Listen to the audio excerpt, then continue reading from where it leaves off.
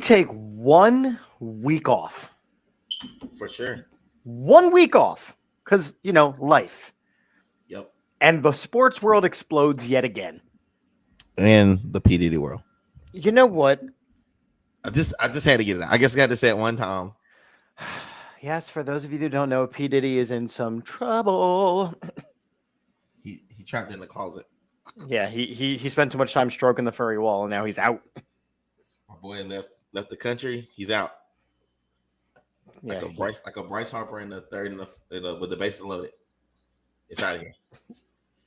I'm sorry. Don't try to do baseball, JD.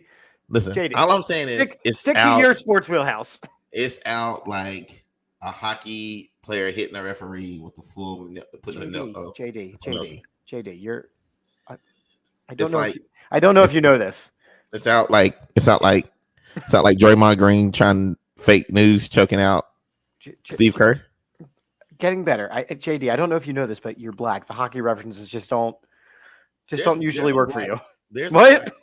There's a black player in the league. There's like one. Listen, man, he's the golden boy. the bronze boy. Nick checking in. What's up, man? All right, so Sports Wheelhouse, we have a plethora of topics this fine evening.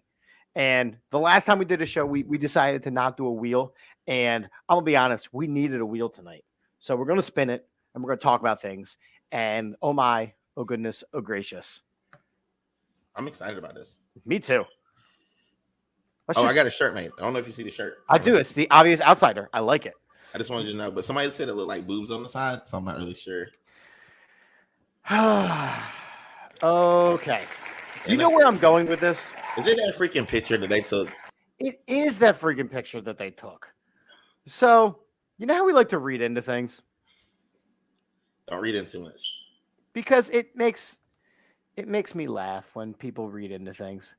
So the NFL got together today or yesterday somewhere. It looked nice. Andy Reid was in a Hawaiian shirt, so it must have been nice. Had to be nice. And they took a little photo, and I figured, since shot a picture. I'm gonna because I want to make sure that we can appropriately read into whatever drama this thing is going to cause. So this is the photo. It's tough to see, but I will let you know that there is not every single head coach in there. There's not 32 coaches? There are not 32 coaches. Okay, well. So for starters, Nick Sirianni is not in here. Where is Mike Tomlin? Mike Tomlin is not in here. Okay. So Pennsylvania is not well represented here. I don't know if you can see my cursor on the screen. Yeah, we can. Okay. Who let the security guard in here? No, that's Dable, ain't it? I am aware, but that is event security right there. It looks like he's Of course, Robert Saleh is blinking. Dude, I can't see that close. Like, I don't know if you can see if he's blinking. I wonder. I thought it was Trip Palomalu. No, his hair wouldn't even fit in this photo. I don't know if this helps or not. I gave you the link, but I don't want people leaving, but there's the link if you want to take a closer look at the photo. Any drama that we need to start here? Is there anything that we should notice? I mean, everyone black is standing, but I mean, in the back. What is wrong with you? It's the back of the bus type situation. What is wrong with you? I mean, and the only coach that doesn't ever have a losing record isn't on there. But I mean, true. The Harbaughs are sitting next to each other in the front row, and I'll be honest, I could have lived my entire life without seeing Andy Reid's knees. Yeah, they're very white, and I'm not saying that to be funny. No, that is something special. Oh wow! I just know. Does that Matt LaFleur with the red on? LaFleur. Give me a front row, back row situation. Oh yes, he's wearing like a burgundy. The burgundy, like Ron Burgundy. Ron Burgundy. What up? I'm Ron Burgundy. Yeah, I don't think that. What's going on, Adam? Yeah, I don't think there's anything really to talk about with this. I just wanted to say, Head coach of the Eagles isn't on there. Mike Tomlin's not on there. The two of them pulled Bill Belichick's and did not want to be involved in the team photo. I don't even know. Maybe it's new coach. No, the season. Sirianni is a regular. Because Antonio Pierce is on there. Harbaugh's on there. Maybe they didn't get the invite. Maybe that previous. I don't know. Maybe they had something. Dan Quinn is on there. Yeah, I see Dan Quinn. He's looking super white. That the far right side of that photo frame in that back row. That's a lot of male pattern baldness. It looks real sketchy. Who's the guy beside the guy from the Lions? Who's that guy in the black shirt? I don't know. I don't even know some of these guys are even coaches. They are. They're definitely all coaches. Who's the guy in the white then? In the back row beside Cal Shanahan? That's dude from the Vikings. Guy in the black shirt beside him? That is dude from the Colts. That's former Eagles guy. That's Steichen. Oh my God. Here goes Adam. Here we go, Adam. There we go. Are we starting drama in the chat? Hold on. I was looking at the close-up photo. Don't worry, that's on the menu. Come on, man. That's on the menu. All right. So again, there's nothing really to talk about there. I just figured I would come on, man. Bring up the photo, see if there's any drama that we wanted to start up. No, there's some coaches. They took a photo. What's more interesting is what they decided to do at that committee, which we're also going to talk about with the new NFL rules. Right? Cool. Great. Super. We did some time talking about coaches. Spin it. Spin it. Spin it. Is there anything you're looking forward to talking about? There's a couple things. I can't wait to talk about this. Okay. Man. So, for those of you that don't know, Kim Mulkey is the coach of LSU's girls basketball team. Go Tigers. Go Tigers. First thing I would like to comment on, and I'm not one to normally do this. I was getting my hair cut today, and of course they had her running on replay at Sports Clips where I like to go. And first off, her sweaters are offensive. Her dress is offensive. So bad. I think she does it because if you talk about that, you don't have to talk about how bad of a coach she is. I'm going to agree with that. She is. All right, so I have a couple takes on this. So my first take on this is, what is she possibly getting studied and stories about on the Washington Post? I don't know. They're probably talking about how she's a shit coach. So I can imagine that's probably been some of the conversation. We got the Iowa game on behind me. So that's issue number one. Number two, I have to play the if she was a man card because the way that she speaks is so very aggressive. I know. And she's a, what woman. She could possibly be a Karen. Kim Mulkey is a Bayou Karen. Yeah, she's got the hair down and everything. Okay. All right, let me just say this. All right, you do some thinking about what you got. First off, number one, Kim Mulkey is not it. And everybody's like, well, she's a championship winning coach last year. You have to respect her. But when I was young, my dad said you always had in order to beat a man, you had to beat the man. Mm-hmm. And they haven't beat that man yet, which is a woman, which is Dawn Staley. They haven't beat her yet. And so I know that everybody's saying, well, they're the champion. They are the champion, but sure. But we know who the real champion is.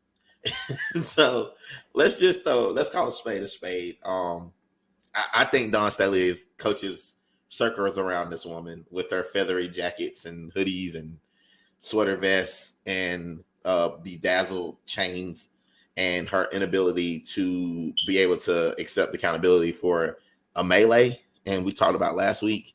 Correct. I think she has a lot of what we call white privilege. And and coaching down at LSU, that's an interesting thing to have. Yeah, she's got a lot of white privilege. She says things that most people would not get away with saying.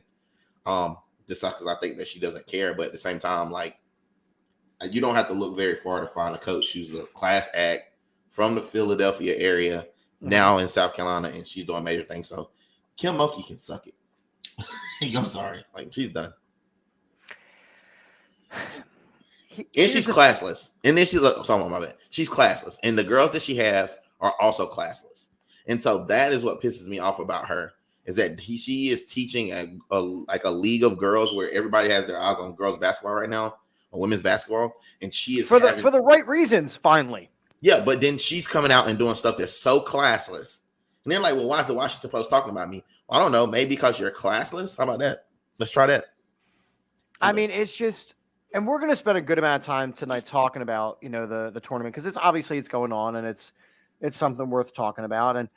But it blows my mind that this woman comes across so aggressively all the time, because she does. She does. And to the reporter, like poor reporters who just ask her a question, she's spitting out fire and brimstone. Like she's worse than like Bill Belichick. And you know how much hell he called and how much hell like a lot of these guys catch for just not wanting to answer questions. Like guys just be like, I don't want to answer that. Like Mike Tomlin just doesn't want to answer. And he catches absolute hell. This lady's literally telling you where you can go and where to put it. And that she's hiring a defamation lawyer and da-da-da-da. Like, we get it. Defamation for what? We absolutely get it. But, I mean, and we talked about this as far as the tournament stuff goes. Like, we know that LSU and South Carolina are on a collision course for the finals. We are well aware of that. I'm not saying that. We're gonna talk about that. We're gonna talk about that. They're in my mind, they're on a collision course for the finals. And here's the thing: if that happens, the national championship for women's basketball is April 7th. If you don't think that halftime of the men's game on April 6th, they're gonna break the story, you're out your mind. Washington Post. Whatever the story may be. Oh, for sure. Listen, man, I'm gonna throw this out there, and Adam Mack has a really good point right here. He's basically saying she's trying so hard to be Pat Summitt, and not succeeding.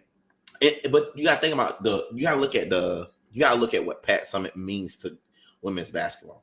Pat Summitt is what women's basketball, and it broke everyone's heart who watched women's basketball in that time frame. Even if you were a UConn fan, to see how Pat, declined and how she ultimately passed away. It was awful. And so, like, you just get to a point where you just know that Pat Summitt was the GOAT.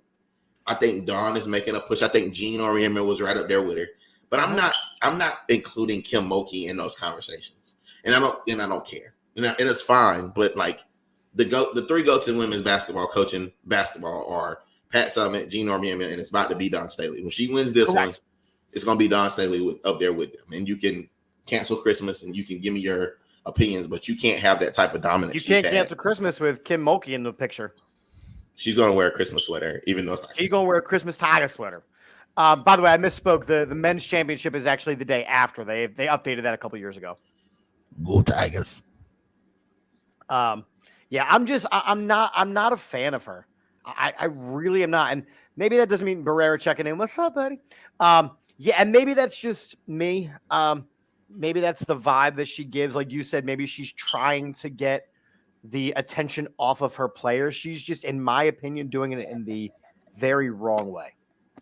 And it's not that we hate her, but suck less. You know what I'm saying? Like, we don't hate you. It kind of goes to the thing of once you are successful, a lot more is excused.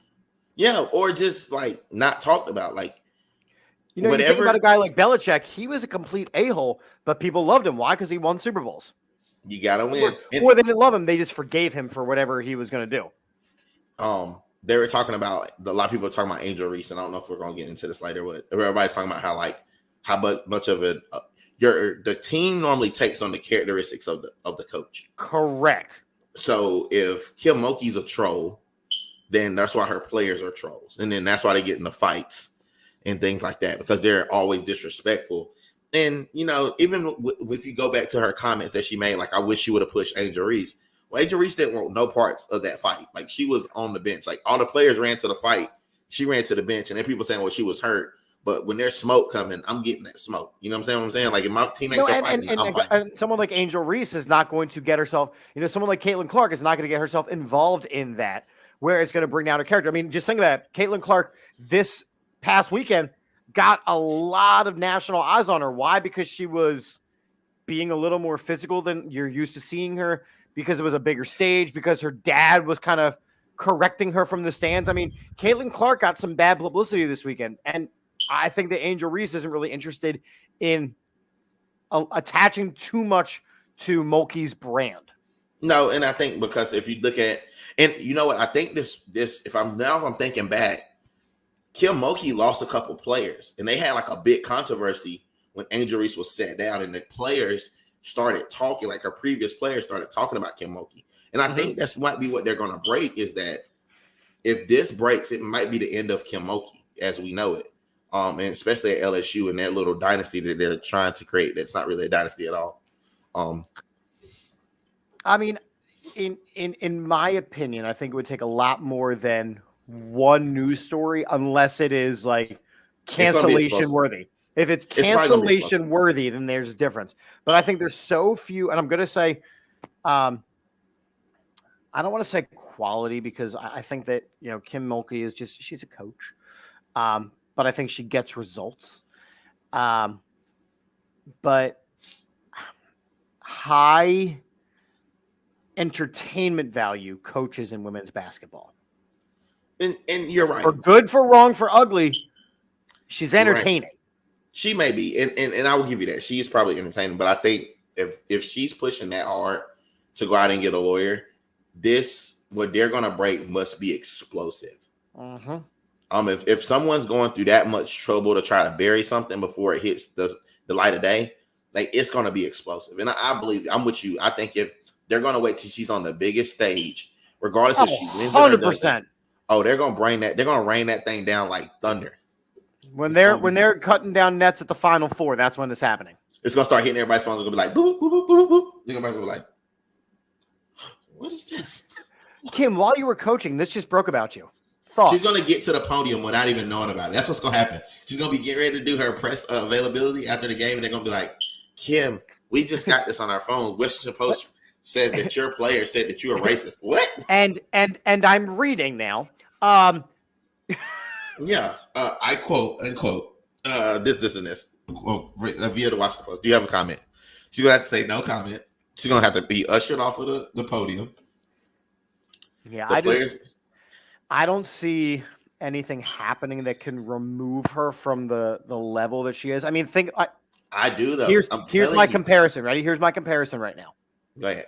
Kim Mulkey is to women's basketball in 2024 as Bobby Knight was to men's basketball in the 1970s and 80s. No, Bob Knight, no, because you got to think about it. Bob Knight still had Dean Smith and all those guys to contend with. He had some bangers, man. Like, I'm not Dawn Staley, Gino Auriemma. No, I get what you're like. I get your analogy of that part of it, but I mean, like you knew him from being like you could see that Bob Knight was unhinged. You can't necessarily see that Kim Mulkey. How do you miss that Kim Mulkey's unhinged? Because the things that are probably gonna come out about her, I think it speaks to race. If I'm being, I think it speaks because, like, if you think about like when all that stuff happened, the players that were coming out speaking out about her were her black players that were in the WNBA. Okay. And so, he said Tara Vanderveer. Thank you, Adam. See, I love when Adam chimes in. Listen, I'm with you, bro. Like, I'm here for it, and I believe that Kim Mulkey is a decent coach in this day and age. I just don't put her up there with Dawn Staley, Gino Auriemma. I don't think you can. Tara Vanderveer. And you get some love on her. You get some love on her, man. That's what I'm talking about. That's what I'm talking about. Adam Max giving you some love. All right, to the wheel. To the wheel. Because we still are loaded up in here. Dude, I feel like you added stuff. Nope. I actually condensed. Oh, boy. Sure. And I'm glad that Adam is on right now because we got some talking to do about Shohei Ohtani. So for those of you who have been living under a rock for the weekend, Shohei Ohtani is the biggest name in baseball.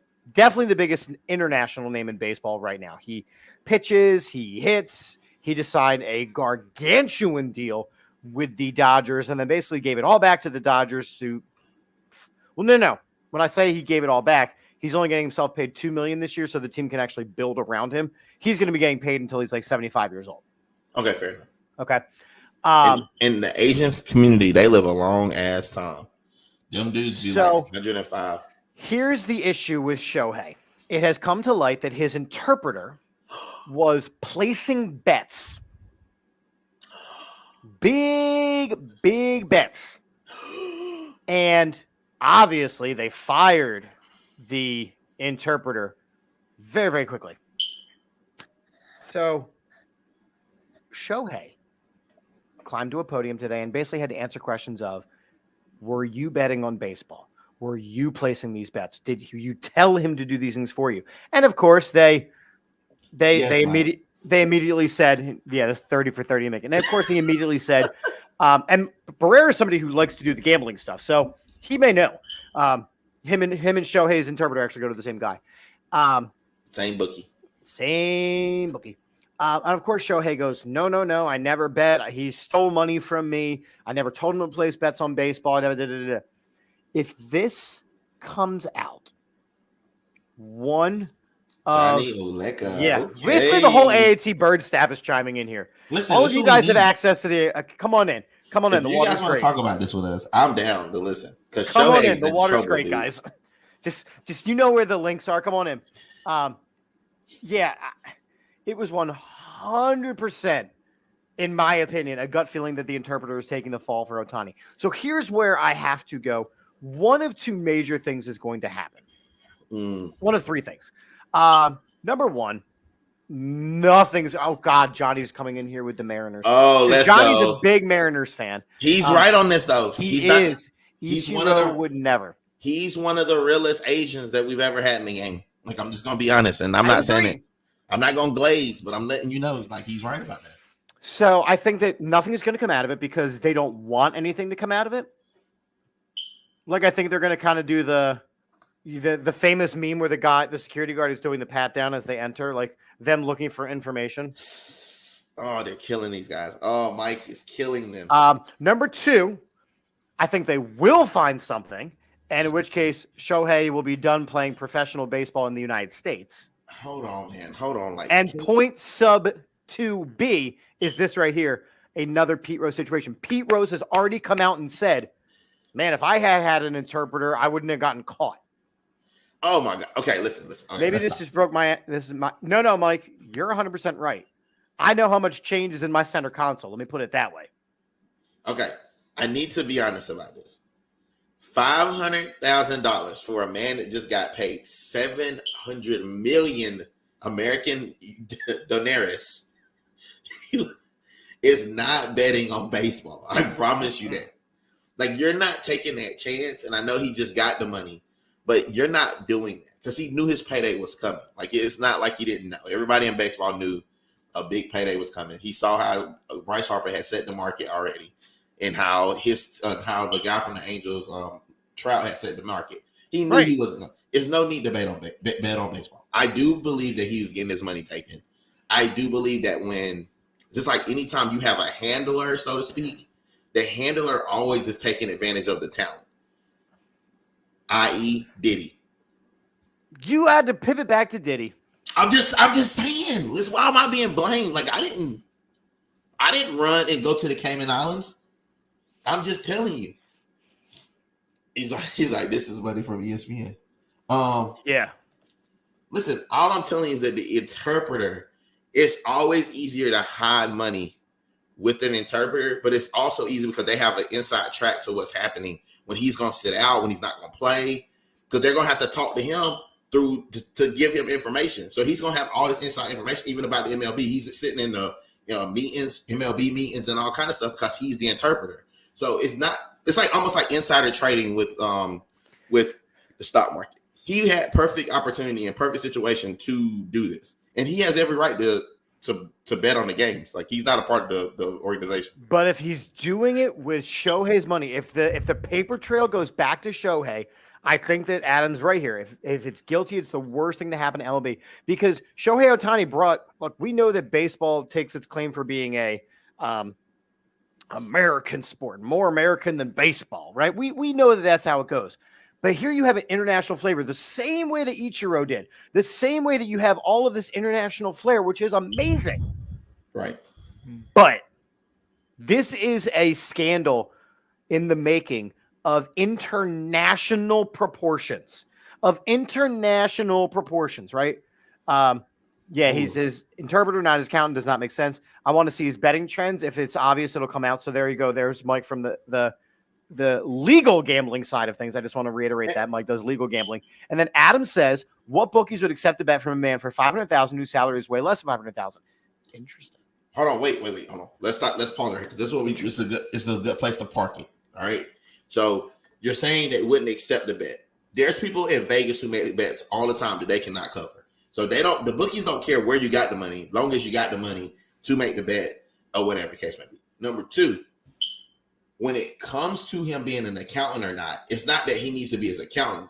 He's his interpreter. So they can't even really communicate with Shohei without him being in the room. So even when they're doing scouting on other teams, they're getting insider information about it or whatever. That's true.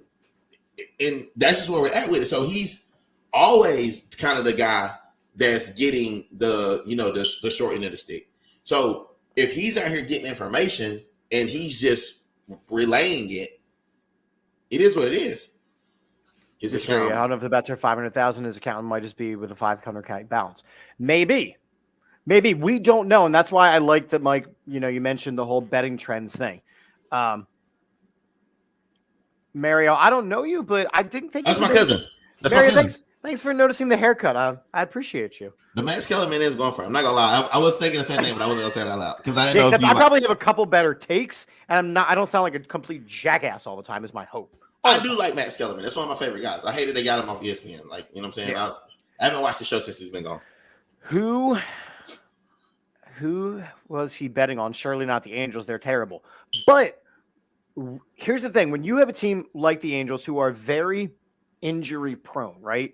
So when Mike Trout is not going to be in the lineup. Exactly. So that's when you bet on the other team. It's just insider trading, guys. That's all I'm saying. It's like, Apple's going down next week. So now you taking all your money out. You just saved yourself. Like Martha Stewart. Did y'all not remember Martha Stewart? Like, sometimes you just have to have a guy in there. My account balance is not as close to $500K. I have $50. So what I'm hearing, Adam, is that you have $50 and half of a kneecap because you bet up to $500K and you have not won. And they're coming by your job with the sledge and they're going to take that back.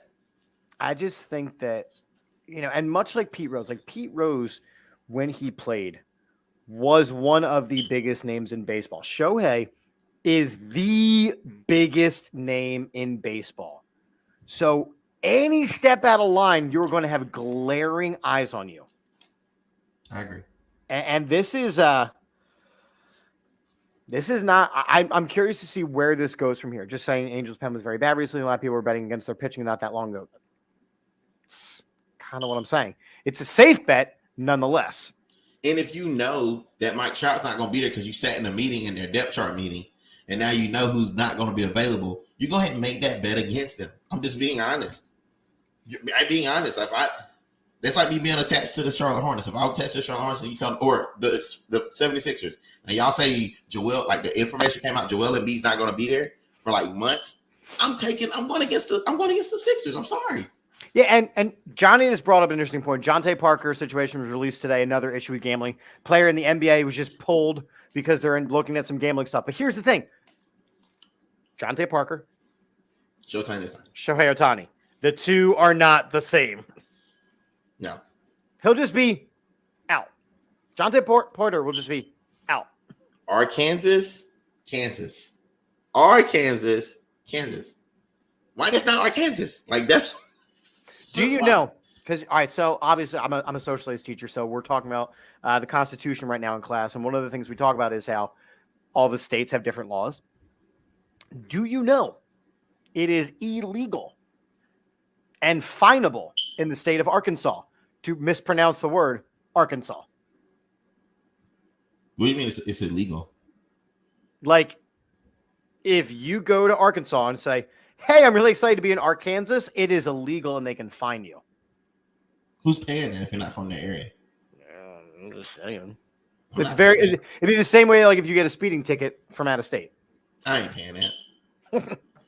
Now put out a bench warrant for me. Come get me. I'm not paying that. Arkansas. Come get me. I'll be in Arkansas. I'll be in Arkansas when you find me. The real Kansas. What's wrong with you? There's no place like home. Oh, well, clearly that's where Diddy's thinking. Yep, another Diddy reference. Oh boy. Okay. I'm gonna show you something. I don't want to see it. Okay.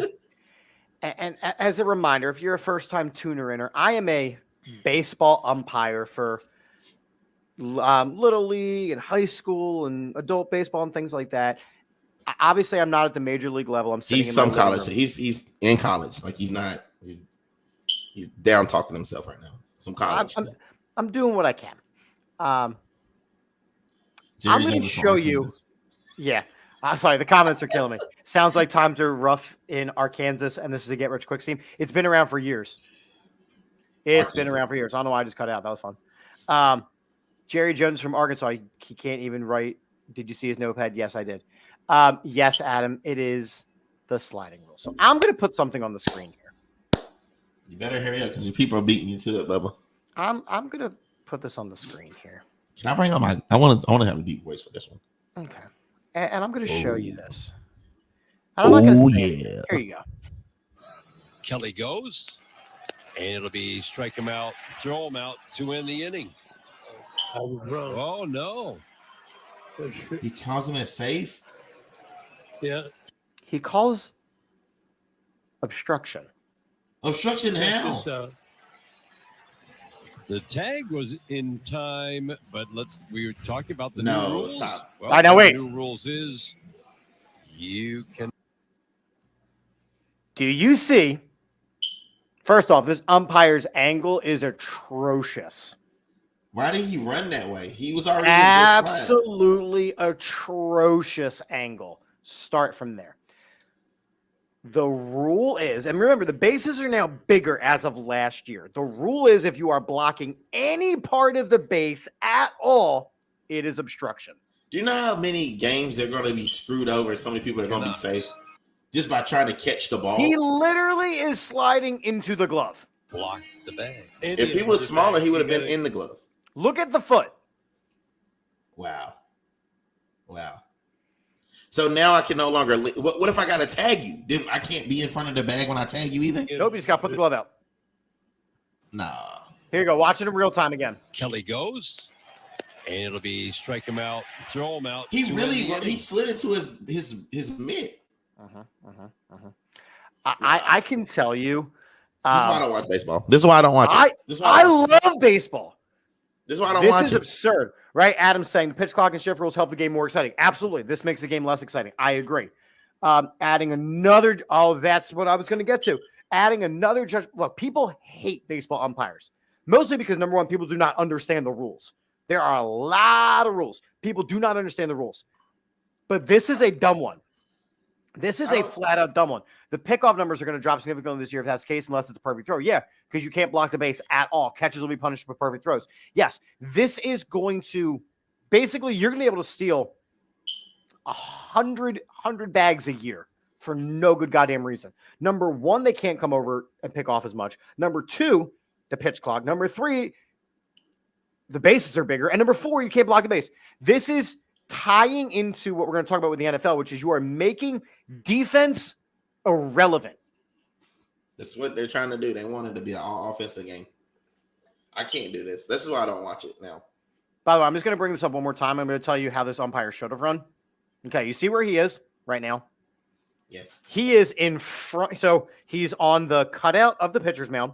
He's in the dirt. He's on the cutout of the pitcher's mound, right? He should run diagonally in as the ball passes by him and have his face square up and facing the bag. That's what he should do. Please watch the direction that this Doodleberry runs. He runs the opposite way. Watch. Kelly goes, and he should have run this way. In. He is literally behind the play. And I will let you know one more thing about this. In spring training, they bring up minor league umpires the same way that baseball teams bring up minor league players to give them a chance. This guy will not see a major league field this season. This is hurtful. Just so you know, the same one that ejected JT Realmuto last spring training for when JT put the hand out there to put the ball, and then he put his hand away because he thought the umpire was going to throw it out, and he ejected him, thinking he was trying to show him up. That umpire did not see a baseball field in the major leagues that season. That's good to know. This is just awful. I'm good for a little hang, be discontent. And again, Mike, I get it. I totally get it. It's to increase offense, and more stolen bases means more RBIs. But this is absurd. What do you want him to do? This is BS. It's atrocious. It is atrocious. Well, and that's all I got to say about that. So while you're doing that, I'm gonna ask you a question. Mm-hmm. So I'm in South Carolina, and so I cover girls softball, and so I'm watching softball the other day, and they're just walking. They're just deciding using words that they're going to walk a person. They're just that's crazy to me. Well, that's a pitch count situation. So that's been around now for a couple of years, and they even do that in the majors now. If they're choosing to intentionally walk, it's just to save those couple of throws. And we all know the goofy stuff can happen, but it's also speed of the game stuff too. No, what I'm saying is why can't you do it if every single time the person comes up to bat? You can. I know that's what I'm saying. I'm saying why can't you? That's what I'm saying. I mean, it's the same reason why Barry Bonds took as long as he did to make all his home runs, because they intentionally walked him most times.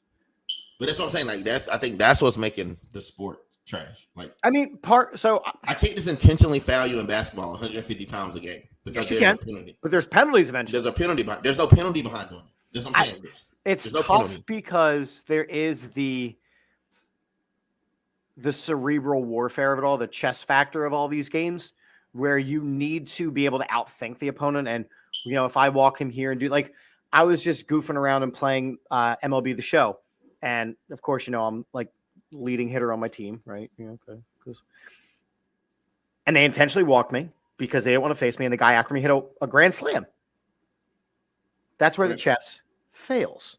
Okay. And I'm okay with what you're saying. But my part it's all the analytics crap. My thing with it is in high school sports specifically. This isn't a level, especially in the playoffs, when the game matter. Playoffs. Why are I think there should be a limit to it. If you walk, you can't walk this guy more than 3 times in a game. Well, all right. So how come there are limits to how many times you can go out to the mound for a conference? Limits to how many times the coach can call a timeout before you have to make a substitution every single time, but there are no limits to something like that. Right, and I think those are the more strategic ones.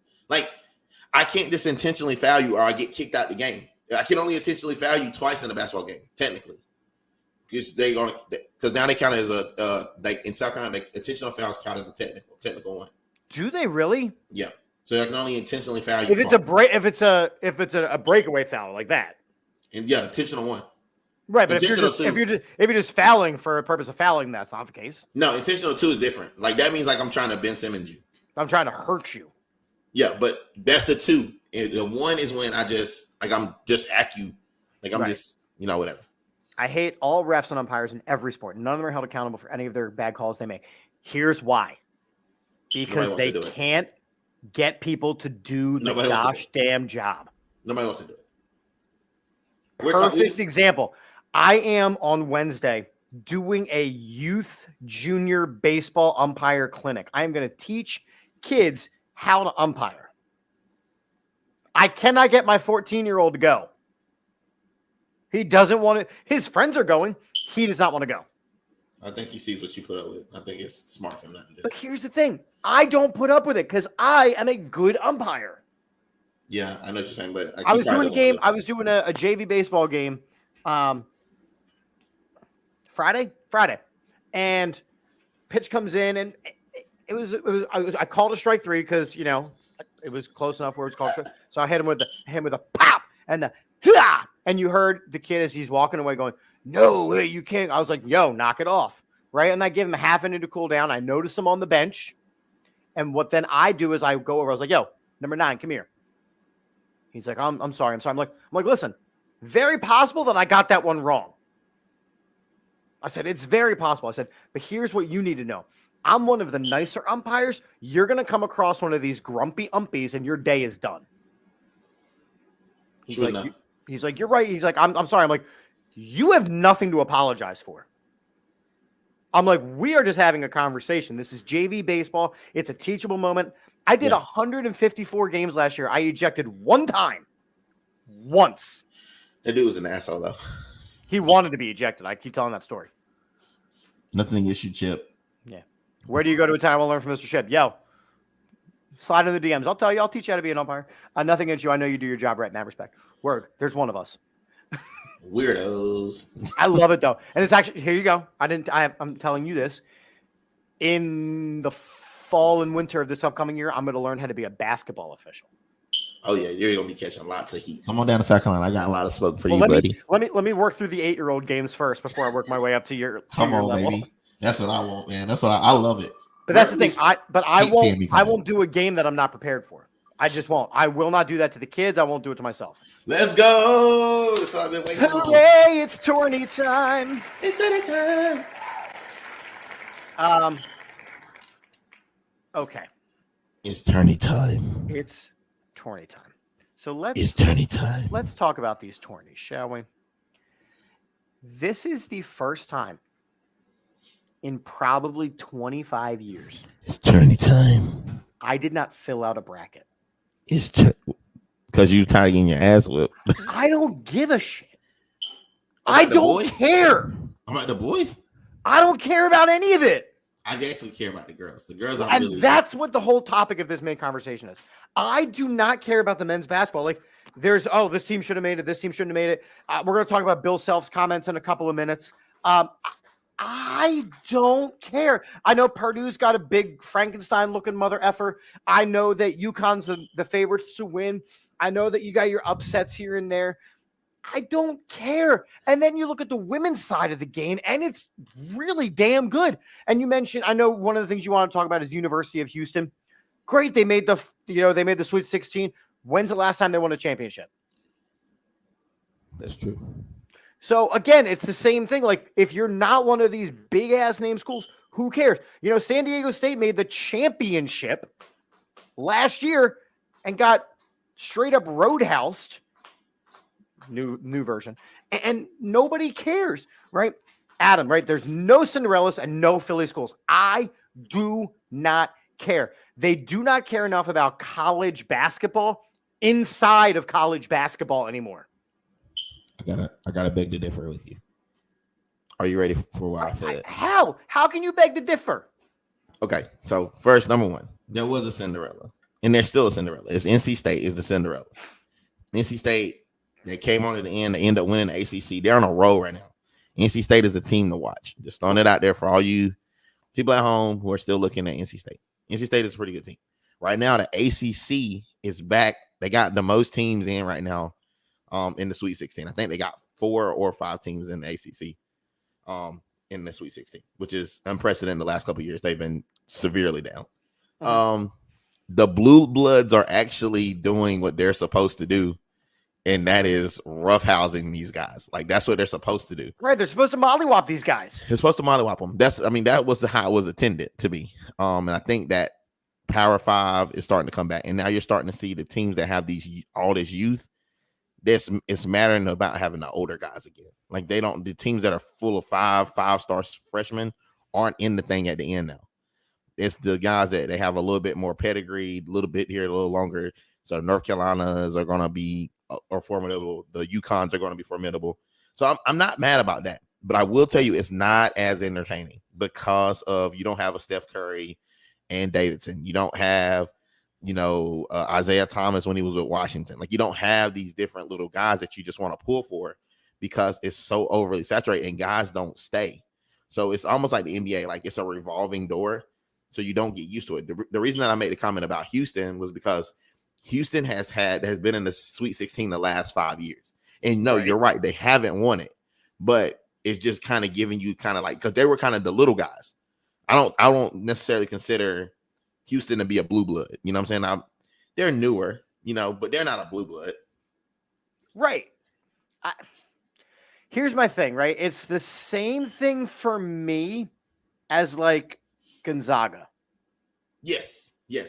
Gonzaga was the number 1 overall team, right? And then they were they were number 1 in their bracket, and then they're like, I think there's too much parity right now in college basketball for men's college basketball where, look, we know that anybody can beat anybody on any given day, but we also know that most of these guys are just going to go to the G League right out of high school if they're going to be quality, or they're going to go to the developmental leagues. So they're going to skip altogether. Like Armando or the dude for North Carolina. Baycott's been there for 85 years. He's been, I'm pretty sure he was there when it was Carolinas combined, right? But good for him for playing all 4 damn years. I just... No one cares. Nobody cares. And then you go and you look at the women's Final Four. And this is, to me, this is the first time that I can ever say this. The women's game is better than the men's game right now, right? Think about it. You've got Caitlin Clark, who I'm not keeping track of her points right now, but she was going into tonight 29 points away from the single season all-time scoring record, men or women. You've got South Carolina and trying to be completely undefeated the whole way through, which doesn't happen often.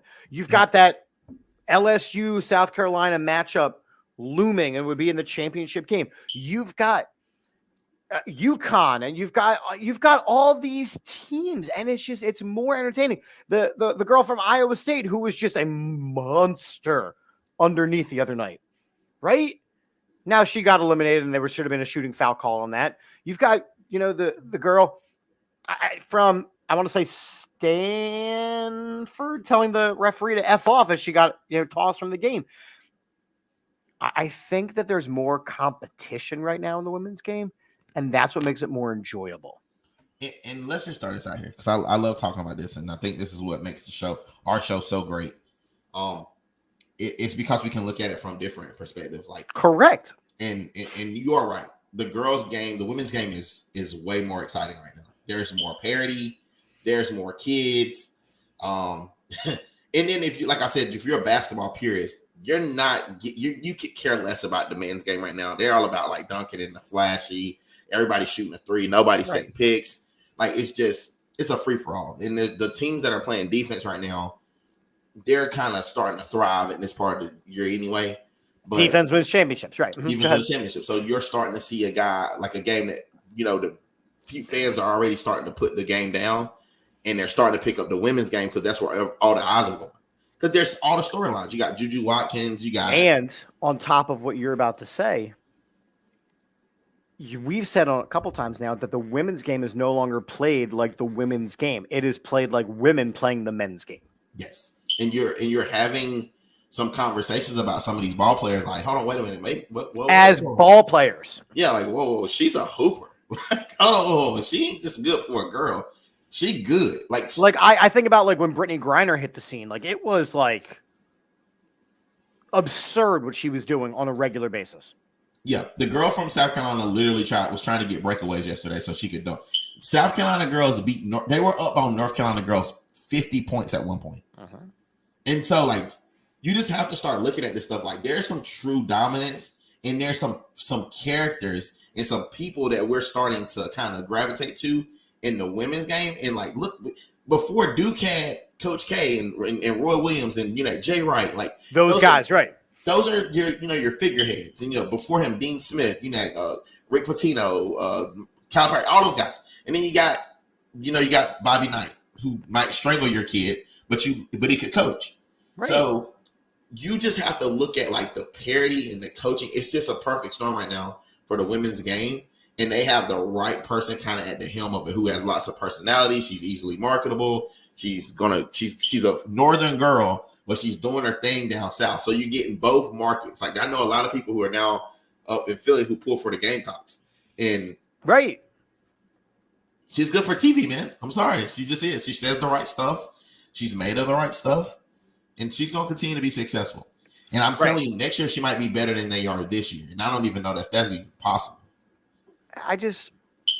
I have enjoyed more of the women's game this year because the men's game, it's like when I think about when the women's game was at its height when we were growing up, it was when UConn didn't lose a damn game for like 2.5 years. And they were going at it with Tennessee every year. And they were there was that rivalry. I go back and I think of when.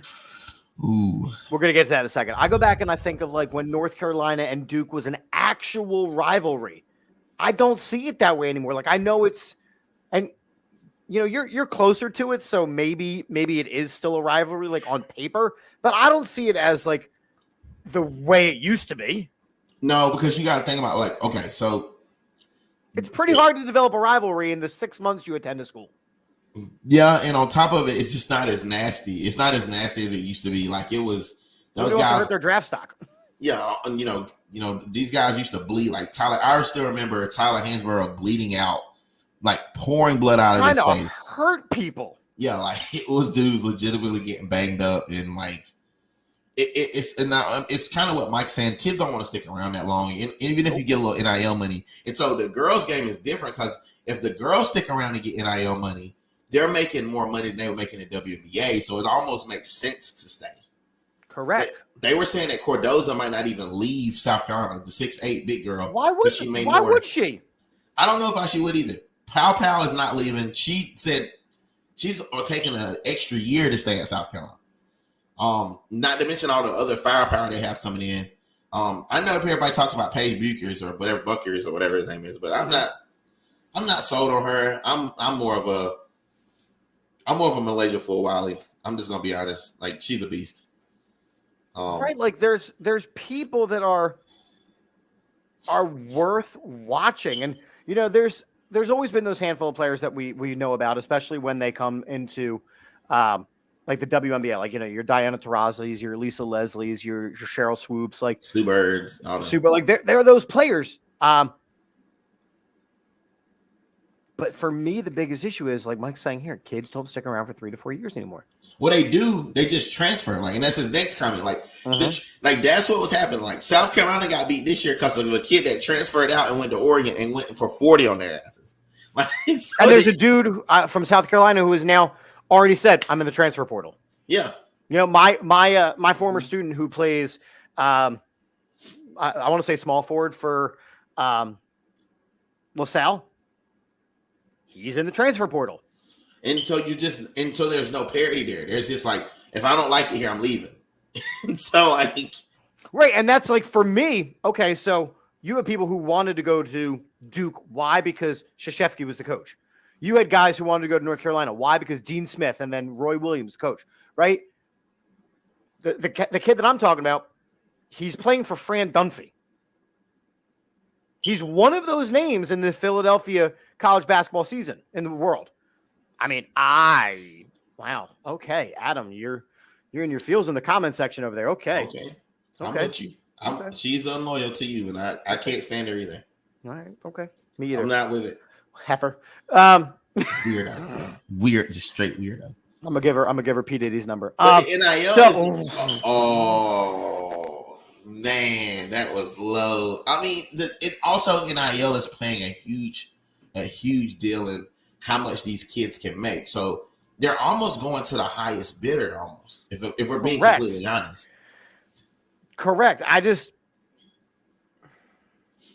think that the NBA has to step in, just like the NFL has to step in, like for the continuation of college sports at the level that colleges want them to be. I think that the big leagues have to step in and kind of treat them like minor league systems. It will not ever happen. It will not ever happen. I am aware of this. It's too big, too much money changing hands. But they already stepped in, and when they said you have to go to 1 year of college. I mean, yeah, until there was a workaround. There was a workaround, but and let's just be honest. It's not 1 year. Is it 3 years for football? Yeah, you have to be removed, and that's just honestly a development of size thing. That's a straight up safety thing. But like, let's just be honest. If I come to you and I say, "Hey man, listen, I'm on," he's like, right now, like you can make millions and millions of dollars in the NFL, or you can stay at University of Miami and make $13 million in NIL deals. Like, why would Shedeur Sanders come out right now? Like, we're going to talk about it. We're going to talk about Shedeur. What are we doing? We're not going out. We're not. He's going to do exactly I'm what making his the dad money's said. here. Yeah, he's getting money now. I don't know. I just so real quick, because again, I have not been following along, but Adam, I believe, said he would like to know who is your Final Four. All right, I'm gonna go. I gotta look at that because I gotta look at my bracket too because I don't know who's on what side. But if I had to pick it today, If you had to Kenny pick it today, who would be in your Final Four? Shit. I know Duke. I got Duke winning it. I don't know why, but I got Duke winning it. I guess Duke, if you're not on the same side with Houston, but see, it's hard. I gotta see the brackets. I gotta see who's on whose side. All right. I don't care enough to pull it up. I'm gonna be honest. I got Duke. I want Duke and North Carolina to meet again in like the Final Four or something if they can. Who cares? It won't be the same. That might actually be the matchup, though. I would love to see that. Like, I mean, just as a Duke fan, I would love to see it because they beat us twice, and I would love to beat them that third time to win all the marbles. Right, like that will be the matchup if it's in the Final Four. And then like I'm kind of missing Villanova. Like I'm missing like those Nova days. I'm missing Nova, so I don't know how long it's gonna take before they. And I'm glad that this is the next topic that we're going to talk about because Saban came out. Saban came out again. Saban retired from the University of Alabama. Saban retired from being the greatest college football coach of all time. Saban. And when he spoke recently, he kind of alluded to why. I don't know if you caught this interview or not. No, I didn't. You did? I did.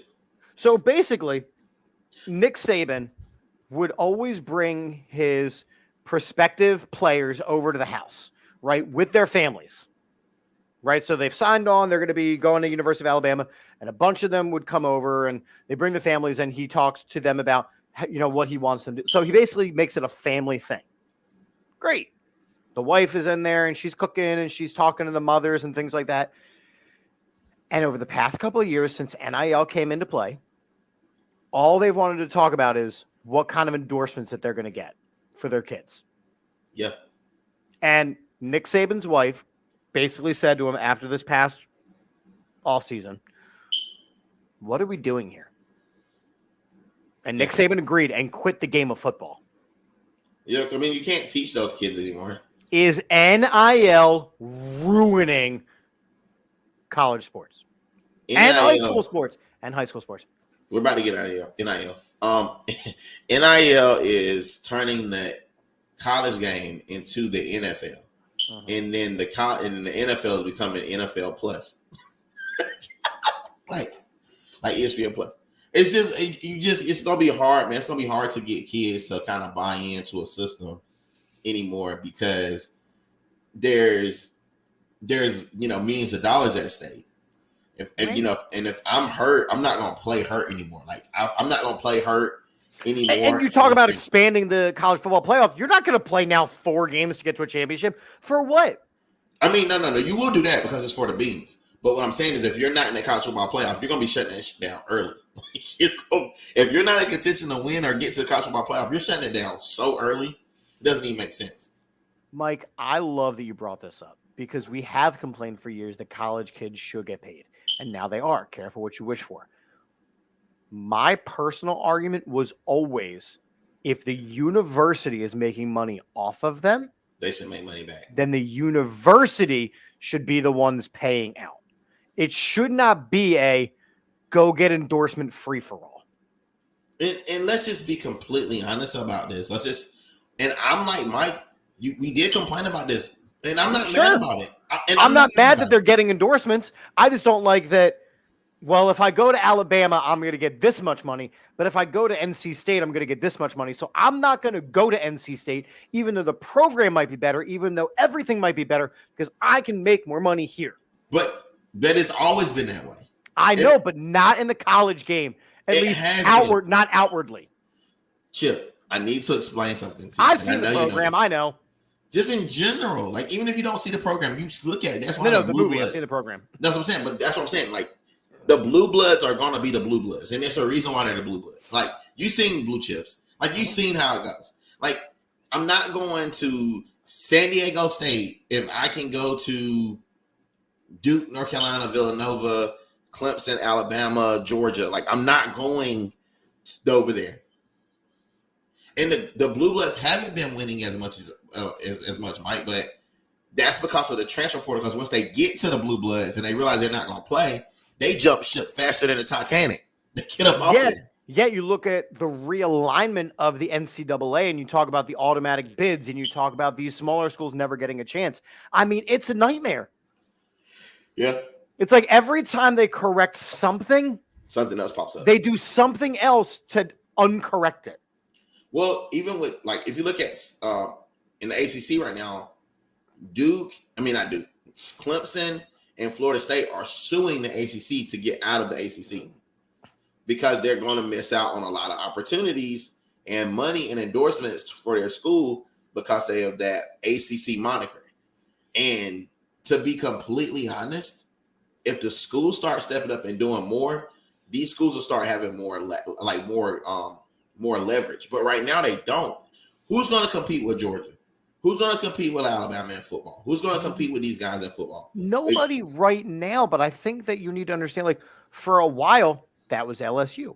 For a while, that was Florida. For a while, that was Ohio State. For a while, that was Alabama. For a while, that was Georgia.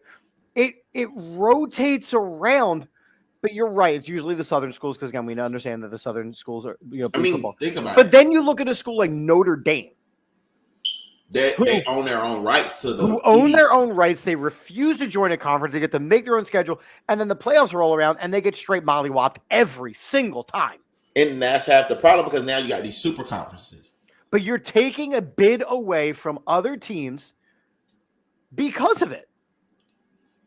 I mean, that's just the nature of the beast. But now that they're saying that Florida State and Clemson want to do it, they want to get their own rights. Like, think about what that does for them. You're going to get these two major conferences, and you got three independents. And so when you get three independents, like, we still know that Florida State can still recruit with anybody. Clemson can still recruit with anybody. Like, they can still recruit.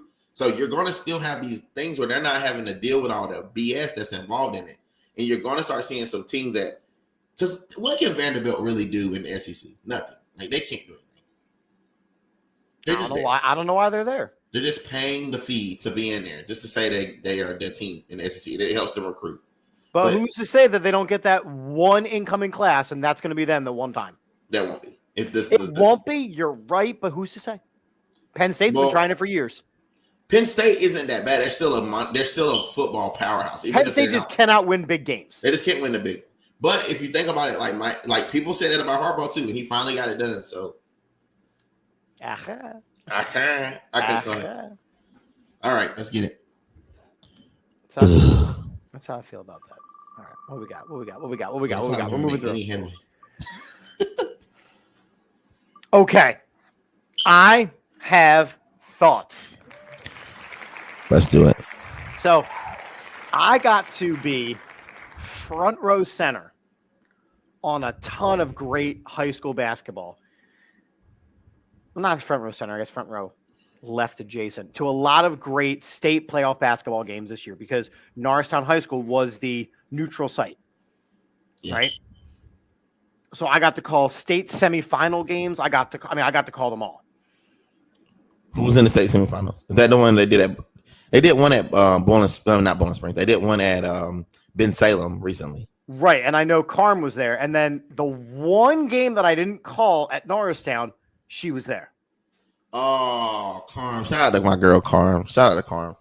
Love that girl. So here's my question about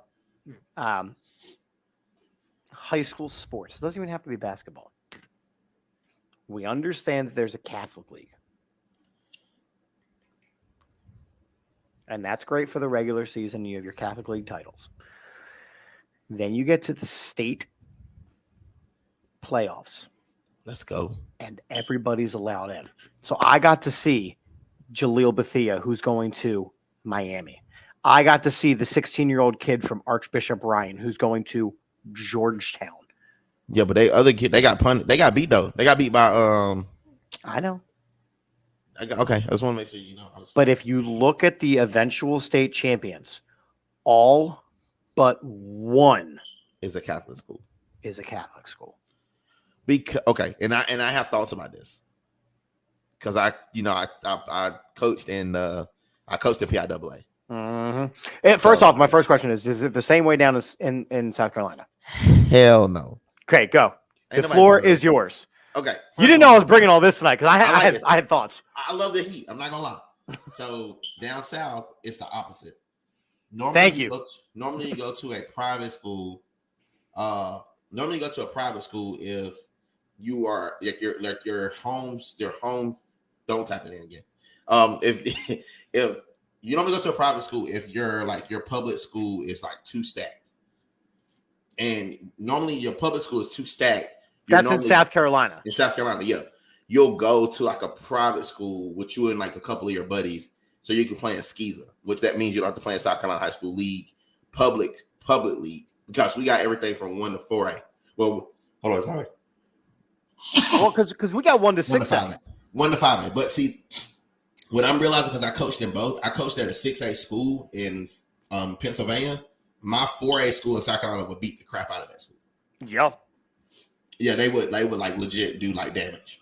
A couple years ago, a school called Dorman went to this big national tournament called the Throne, and they did pretty well. And now that some of those kids, that one kid is named PJ Hall. He's at Clemson, so he's the main guy at Clemson. So South Carolina, man, it's different. When I was coaching in PA, I had to deal like we were always worried about having kids that were too good. Coaching. Yes, kids being too good and taking them from us. So if we're being completely honest, I like that they open it up to everyone, but I also don't like it because if you poach my kid, you shouldn't still be able to win the same state championship I should be able to win. That's where I've fallen. So like, I looked at this Cardinal O'Hara team that won the 6A girls championship, and they knocked off Perk Valley, who had one loss going into the game. Right. And it was in a tournament down in Florida because they're a nationally ranked team. Right. Cardinal O'Hara played a great style of offense and defense and just straight shut them down. Then I watched them beat Springford in the state championship by doing the exact same thing. Cardinal O'Hara defensively was straight monsters. But like I know, so a couple of years ago there was this really great 8th grade team that we had, right? And some of them were. I don't know if that's true, Mike. Oh yeah, so Mike's saying, is it true that Kentucky high school basketball is the most competitive state system championship tournament? I don't know because I like our setup. Like I'm not gonna lie, because there's the private schools go to their own separate playoff. They play in SCISA playoffs and they play differently. They have their even own for setup. The state. Yeah, even for the state, they play for their own state championship. And I think it kind of deters kids from going that private school route. But then there's some schools around here, like right in Asheville, there's a school called Christ School, and they have a bunch of kids that are gonna play at North Carolina and Duke and NC State. Like they'll have that's my point. So I had this phenomenal 8th grade team a couple years ago. They were undefeated. We brought in Chester to play against Norristown, and we packed our middle school gym. Like it was crazy. The one ended up going to Archbishop Wood right out of 8th grade. He did not play for Norristown High School. The one ended up going to Germantown Academy. Did not end up playing for Norristown High School. Right? Yeah. This year, we had another one, right? We had another really good 8th grade team. This one kid, he's not going to Norristown High School. Where's he going? Lansdale Catholic. Well, I will say this too. Like down here, kids want to play public school. Like they play in front of sellouts. Like on top of it, the gyms here for public school, like Dorman High School, Spartanburg High School, these are monster gyms that hold thousands and thousands and thousands. They're arenas, they're coliseums. So it keeps the players in the public schools out rather than them going to private school. And to be completely honest, it's going to be hard. If I was playing right now, it'd be hard to get me to go to play in the private school anyway, because I'm going to play in front of crowds in the public school. Like there's some juggernauts down here. Georgia, juggernauts. Like Atlanta, they play a completely different style of basketball down there. And so like, it's just a hard sell to say I'm going to go play in the Catholic school. When my public school, I only got to drive 5 minutes to, and I'm going to play in front of with my friends. the legacy is going to be really good. Like our school has a really strong legacy of just hoopers. So we got this hoopers situation where like my uncle played here, my cousins play here, my dad played here. I'm gonna go play here and win state championships here.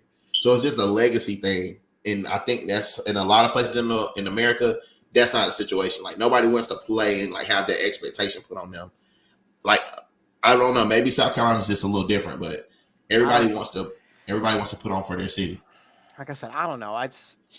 I watched it and I was really impressed with like some of the things they were able to do, but then at the same time, I'm like, but should they be in the same realm after, like you said, they poached players away? That's all. Yeah. I just don't think you should. I don't think you should get to do it. I don't think you should get to do that.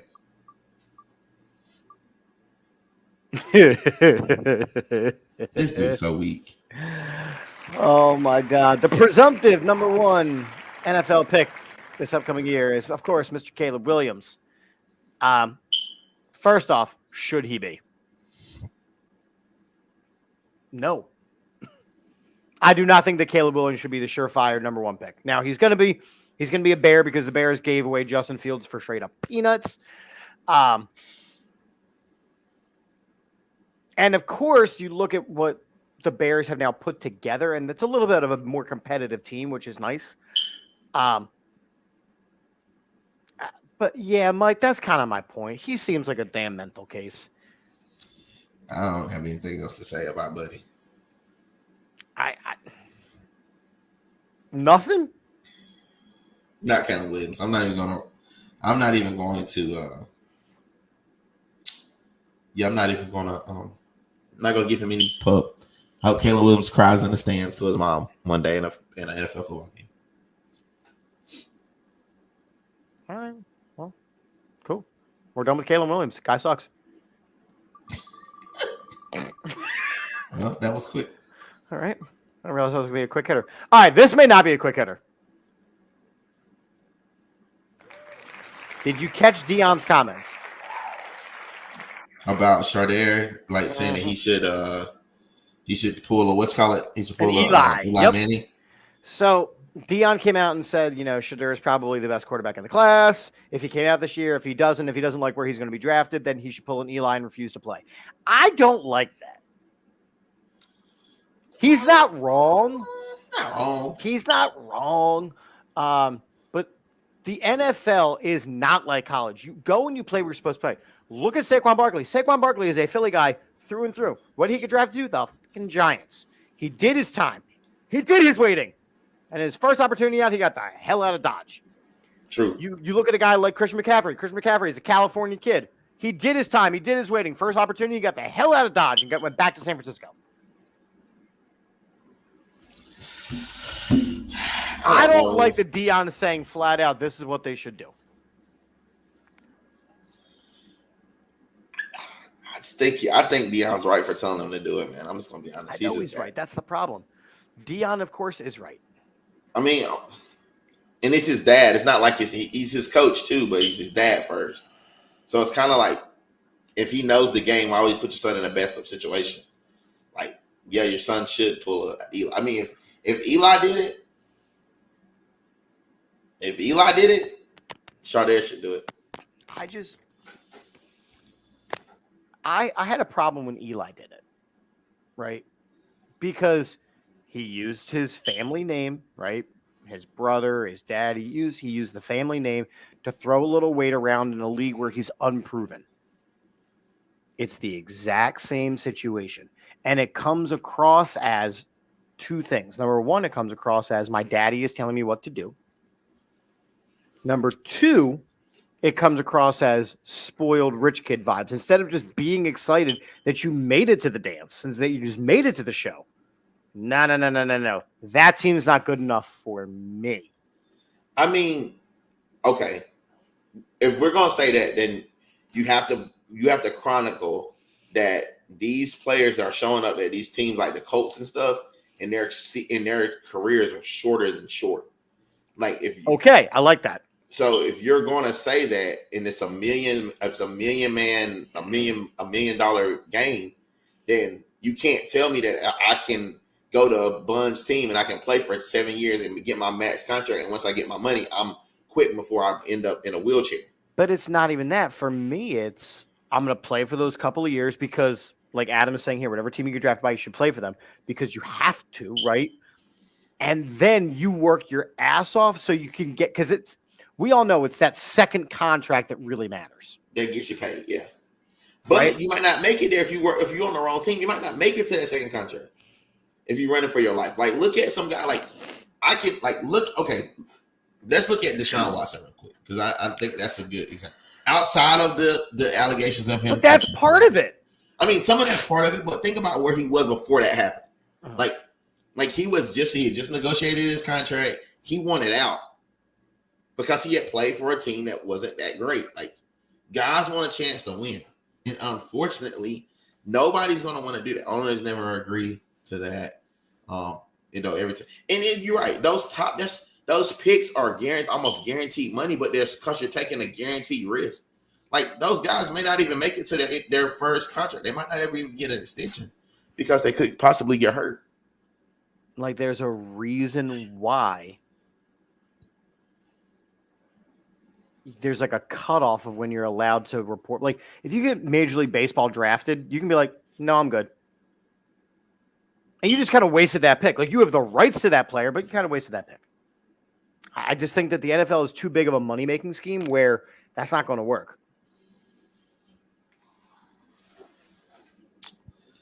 I don't know. I just don't think I wouldn't do it. If he was my child, I would tell him the same thing. Like, you're not going to set my son up for target practice. I'm sorry. They stink. I agree. Go get you a quarterback. Go get you a veteran quarterback. Because it's not going. These should all be pretty quick hitters. Okay. This your guy. I'm gonna let you take this now. He's not my problem no more. I hate everything. I hate everything. You hate it here? I hate it here. And the second the news broke, I didn't call my wife. I called you. Now, the Eagles went ahead and, signed another quarterback, Will Grier, because they want to make it a more quarterback. And again, if you look at the contract itself, it's not terrible. But why? Why can't he pick it? Why? It's love. And he can't even get a Philly cheesesteak. He needs a cheesesteak slider. It's hurtful. And it's a full-size sandwich.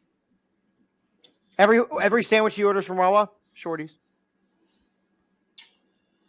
Machi gonna have his own sandwich though. The Kenny Pickett thing. Like, maybe he resurrects his career. Barrera, you stop it.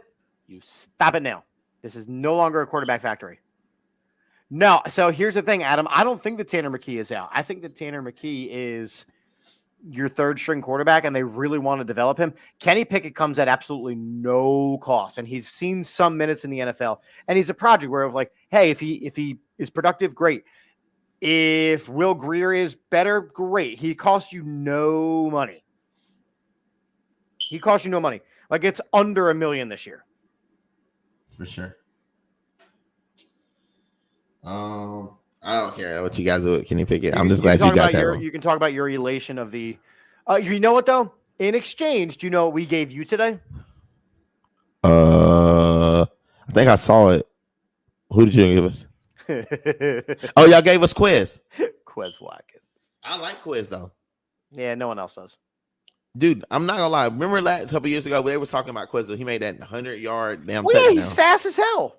That's what we need. And yes, Adam, Pickett is absolutely better than Mariota. Whoa. Right arm is better than Mariota, and I'm a lefty. Absolutely not. You stop it. I will not stand for this slander. I had this dude. I watched him not score a touchdown for 7 games straight this year. Kiss my butt. I'm telling you, this dude can't quarterback his way out of a paper bag, and you're going to get to see it. He doesn't have that football IQ. We have Russ Bus. We have no. He's talking about the Pickett. Oh no. I'm sorry. No, he's talking about Quez. He's talking about Quez. Yeah, look. It is what it's going to be. I'm hoping we don't see a lot of him, but it is what it is. All right. Apparently, my kid is done hanging out with his teenage buddies, so I've got exactly 7 minutes before I got to get in a car and pick him up. Okay.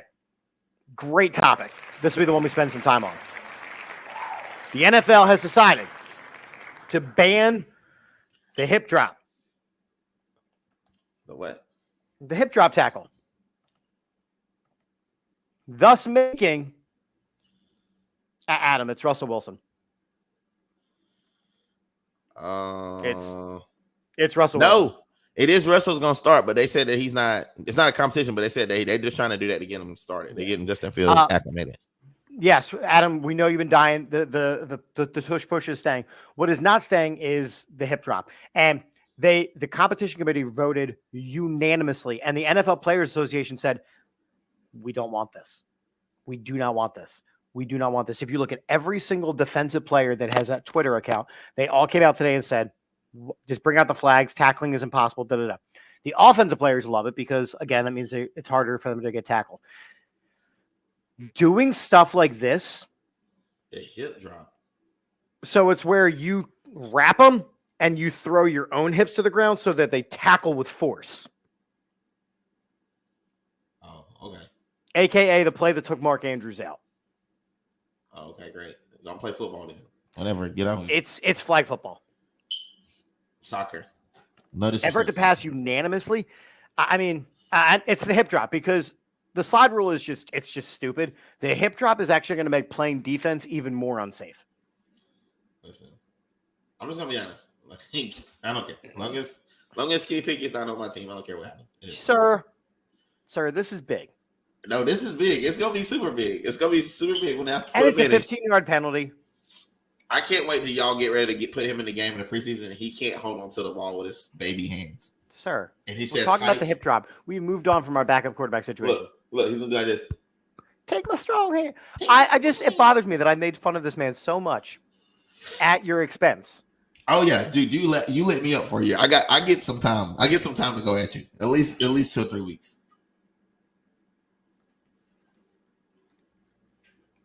Oh yeah, Kenny Pickett with the small hands.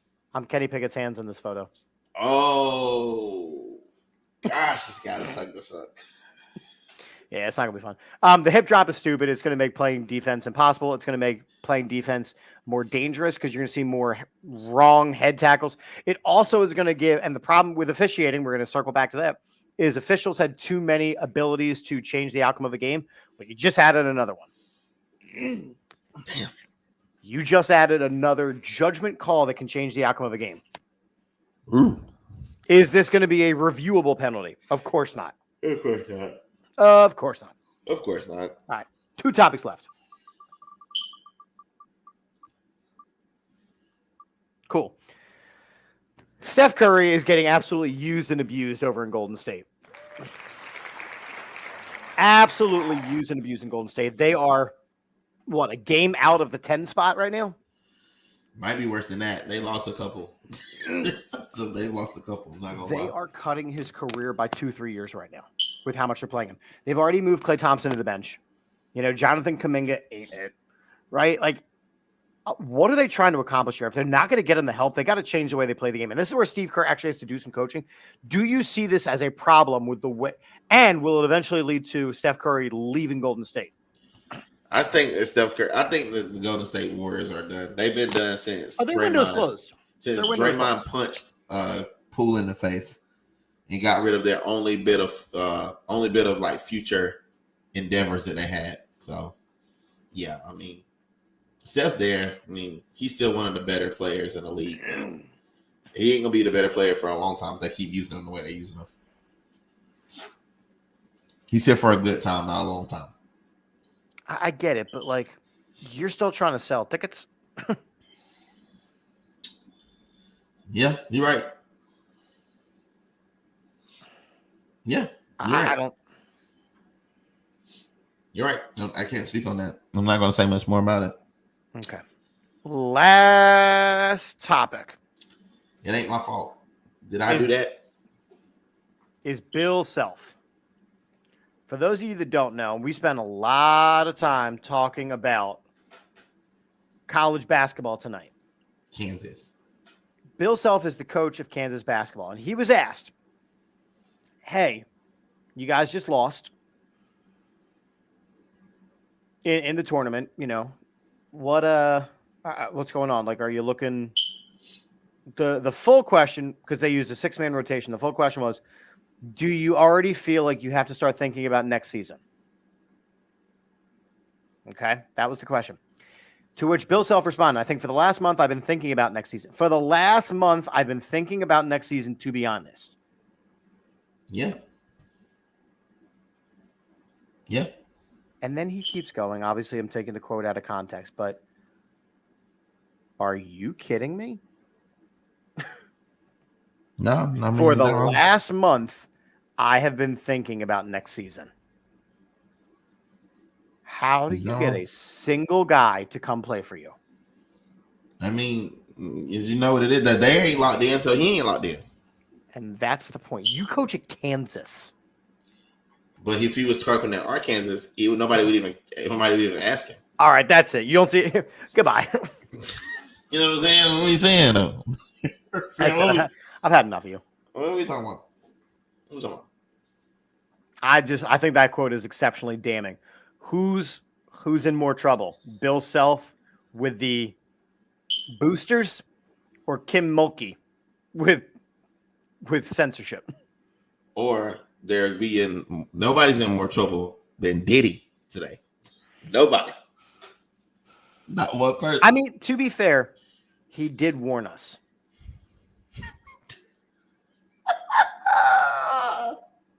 When he informed everybody that he's a bad boy for life. They've all said it. R. Kelly said his mind was telling them no, but his body was telling them yes. They've warned us.